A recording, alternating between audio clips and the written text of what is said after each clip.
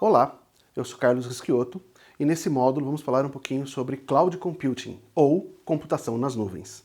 Vamos entender o que é computação nas nuvens, quais são os diferentes formatos, quais são as ferramentas disponíveis e como é que a gente usa essa tecnologia para poder criar as nossas soluções. Mas antes, o que vem a ser cloud especificamente, né? Ou nuvem, né? No inglês cloud, em português nuvem. É a ideia de eu ter os meus recursos computacionais disponíveis em algum lugar que eu não preciso me preocupar aonde.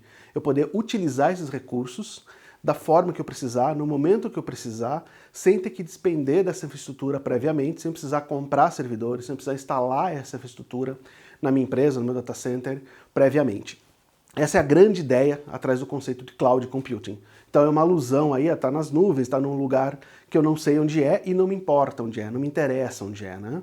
Eu quero usar essa ferramenta, eu quero usar esse recurso sem a preocupação de comprar, instalar, configurar e manter todo um parque de infraestrutura. Então é essa a ideia básica por trás da computação na nuvem ou da Cloud Computing. Por que Cloud Computing tem sido tão importante ou tem se falado tanto ultimamente, né? O que traz para a gente a necessidade da gente mudar, da gente usar esses modelos de computação, de processamento em nuvem? Se a gente olhar alguns números interessantes, a gente vê que algumas pesquisas mostram, né, que 80% dos líderes das empresas, principalmente das empresas mais inovadoras, entendem que processar um grande volume de dados é importante para poder conhecer melhor seus clientes, poder oferecer melhor um produto. Então, cada vez mais a gente vê que o volume de dados tem aumentado e a necessidade de processar altos volumes também. Isso começa a orientar a gente para a necessidade de mais infraestrutura. Portanto, o ambiente de nuvem começa a ficar mais propício, porque a gente consegue escalar de uma forma mais interessante. A gente vai entender um pouquinho melhor como é que essas coisas funcionam ao longo dos próximos vídeos e das próximas aulas. A gente também percebe que o nosso consumidor, e a gente mesmo como consumidor, cada vez mais demanda que as nossas empresas, os nossos fornecedores, as empresas que a gente usa, o comércio eletrônico, ou seja lá onde for, que a gente está fazendo compra, que a gente está fazendo qualquer interação, demanda cada vez mais que eles nos conheçam e consigam oferecer produtos para a gente cada vez mais customizados, cada vez mais adequado ao nosso perfil, à nossa característica. Isso tudo eleva ainda mais a necessidade de capacidade de processamento. Então são dois fatores aí que têm acontecido bastante no mercado que fortalecem a ideia de cada vez mais eu precisar de processamento. E processamento é uma coisa normalmente cara, e ficar comprando muita infraestrutura tem um custo. E outra coisa que acontece muito comumente, quando a gente vê essas grandes massas de dados, né, essas grandes massas de dados para eu processar, elas tendem a ter uma sazonalidade. Eu tenho picos. Se a gente olhar um e-commerce, ela tem lá as principais datas, Dias das Mães, Dia das Crianças, Natal, que eu tenho um pico de processamento muito grande. Se olhar para o sistema bancário, a data do pagamento, lá o dia 5, o dia 10, tem o pico de processamento. Para todos os sistemas, a gente acaba tendo picos muito grandes, muito além das minhas médias. O que isso exige numa computação tradicional? Onde eu compro um servidor, coloco lá no meu data center, eu compro um equipamento e deixo lá preparado, né? Eu tenho que comprar esses equipamentos, todos eles, pensando no meu pico. Se o meu pico for o dobro da minha média, o que acontece? Eu vou ter que ter o dobro de equipamento preparado. E ao longo do dia, ao longo da semana, ao longo do mês, dependendo da sazonalidade do meu negócio, esse equipamento vai ficar parado.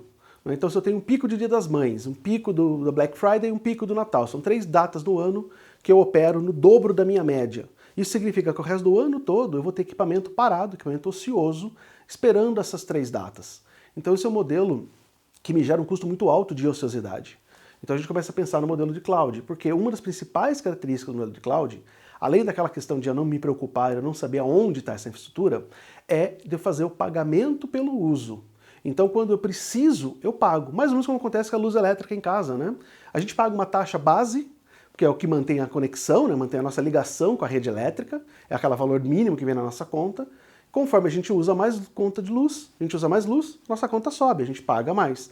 Se eu estiver viajando, ficar o mês inteiro fora da minha casa, eu vou pagar só aquele mínimo para manter a minha rede ativa. Tem um custo de manter toda a estrutura, a fiação, os cabos, os postes, né? Então eu pago só uma taxa base. Mas eu vou pagar por uso. Então se essa semana eu fiquei em casa a semana inteira, todas as luzes da casa acesas, TV, geladeira, micro-ondas, tudo ligado, eu vou pagar um valor mais alto. Então tem um pagamento por demanda. A gente chama isso em inglês do pay-per-use, né? Essa é uma das principais características dos ambientes de cloud. Normalmente eu posso ter um contrato de uma faixa inicial base, um valor mínimo para existir o meu ambiente, para existir a minha conta, e a partir daí eu vou pagando conforme eu uso. Então se chegar naquele pico do Dia das Mães, do Black Friday, e eu preciso de 2 vezes a capacidade de processamento, eu provisiono, eu ativo 2 vezes a capacidade de processamento lá na nuvem, no meu provedor de nuvem, e eu uso essa infraestrutura durante esse 1, 2, 3 dias. Acabou esse pico, eu desligo. Eu paro de pagar esse valor. Isso pode ser feito de forma programada, naquelas datas que eu já sei que isso vai acontecer, mas eu também posso ter na minha provedor de cloud ferramentas automáticas que monitoram o consumo de capacidade dos meus servidores, da minha infraestrutura, e quando ele detecta que estou chegando perto do limite, ele automaticamente coloca uma capacidade a mais, coloca mais equipamento, eu processo por um período, quando eu baixar do meu limite, ele volta a decomissionar, desativar essa infraestrutura. A gente chama essa capacidade de crescimento elástico, né? Ou de auto-scaling, escalabilidade automática.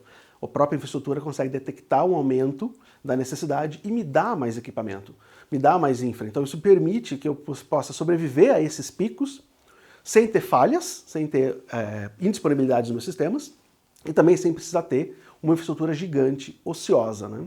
Então as 2 principais características das nuvens que a gente viu por enquanto é o fato da abstração, de eu não me preocupar com onde ela está, não me preocupar quem compra o servidor, onde que está isso, não me preocupar com CAPEX, com ativo imobilizado, com gestão financeira de infraestrutura, né? E o segundo é eu ter um pagamento pelo uso e permitir ter essa autoescalabilidade. Então quando eu preciso de mais recurso eu uso e pago por aquilo, quando eu não preciso eu não uso e não pago por nada ocioso. Então as 2 principais características das nuvens, por enquanto. Voltando a olhar um pouquinho por que o mercado está olhando cada vez mais para as nuvens, a gente olha que qual é a principal tendência no mercado, né? É o que as empresas estão buscando. Estão buscando a tal da transformação digital. Se a gente olhar uma pesquisa feita com a maior parte dos CIOs das grandes empresas, eles estão olhando 3 tópicos com relação a onde investir em tecnologia, quais são as principais prioridades de tecnologias para essas grandes empresas, né? A primeira delas, sem dúvida nenhuma, é transformação digital. Então eu poder usar tecnologias digitais para mudar a forma que eu trabalho com o meu cliente, a forma que eu vendo, a forma que eu atendo o meu cliente. E aí engloba tudo, né? Desde atendimento por site de e-commerce, mensagem de celular, ferramentas digitais, ferramentas de realidade virtual aumentada, toda forma de interação digital e os meus processos internos também cada vez mais digitalizados. Eu depender menos do papel, depender menos de intervenções manuais. O segundo tópico na cabeça dos CIOs é cybersecurity, né? Segurança digital.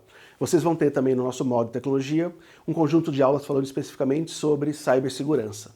É um assunto muito importante e uma segunda prioridade na cabeça de qualquer diretor de tecnologia de qualquer empresa hoje.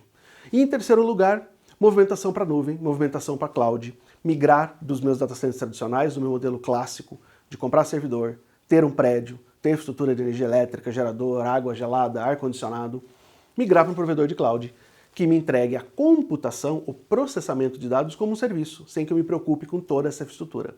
Então se a gente for olhar aí, transformação digital depende muito de cloud, e cloud é a terceira prioridade. Portanto, a gente pode, resumindo isso, como ambiente de cloud sendo a grande ferramenta que vai permitir, que vai alavancar a transformação digital, né? Vai permitir que as nossas empresas sejam cada vez mais digitais. Então a gente costuma dizer que cloud, no final da história, é um meio para acelerar a nossa transformação digital, para habilitar que a gente use novas tecnologias. Outra coisa muito interessante da cloud é que justamente por ela me entregar desse formato que eu pago pelo uso, eu posso fazer igual a gente faz lá na nossa TV a cabo, eu posso fazer degustação.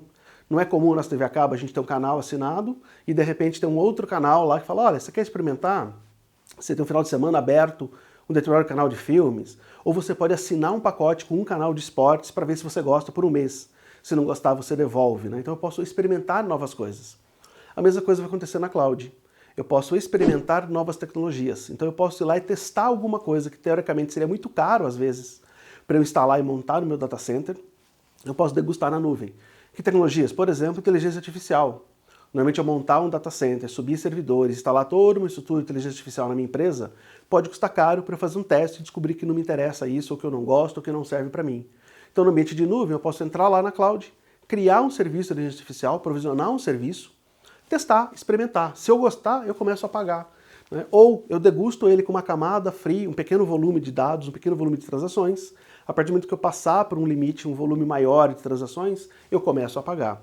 Também nesse módulo a gente vai ter algumas aulas falando especificamente de inteligência artificial. Vocês vão ver alguns exemplos práticos de como é que a gente usa a inteligência artificial baseado em nuvem. Então a gente vai perceber que muitas das tecnologias que a gente está usando hoje inteligência artificial, blockchain, que a gente também tem umas aulas específicas sobre blockchain, Big Data ou Analytics ou Data Science, que é ter as ferramentas de processamento de dados, manipulação de dados, busca de informações, né, geração de descobertas, insights.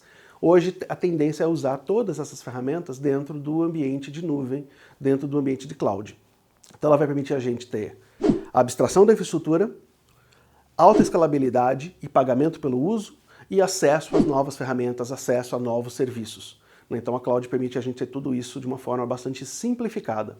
De qualquer computador, você cria uma conta nos principais provedores de cloud do mundo, acessa esses serviços muito rapidamente, né? E começa a pagar também na hora que eu precisar de maneira muito mais fácil. Normalmente coloco um cartão de crédito e começo a usar.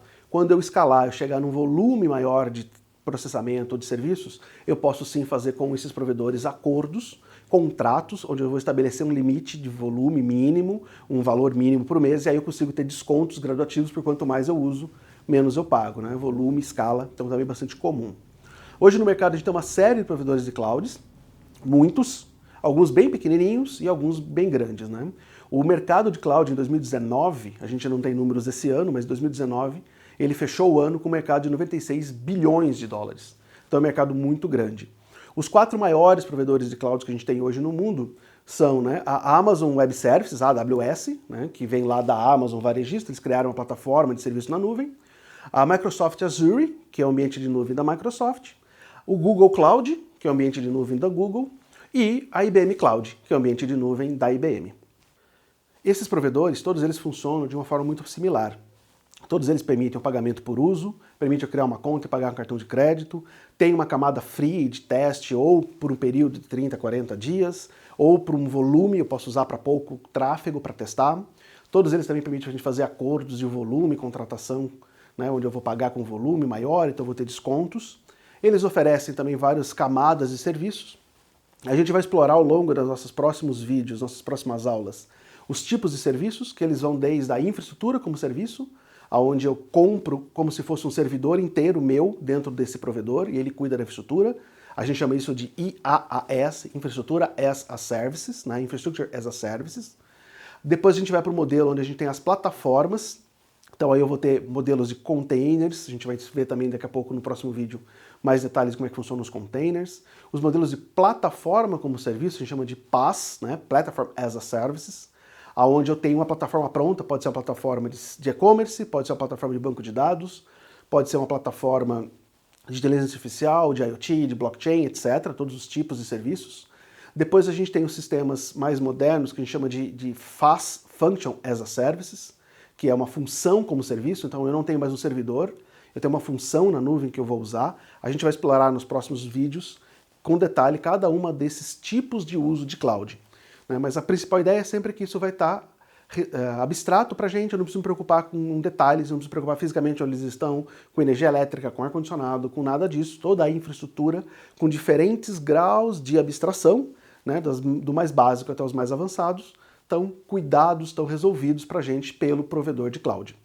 Nas nossas próximas aulas a gente vai falar um pouquinho mais sobre isso, e também a gente vai explorar depois um pouquinho mais sobre ambientes com mais de uma cloud e ambientes com clouds diferentes. Né? E normalmente por onde que eu começo a minha jornada para cloud?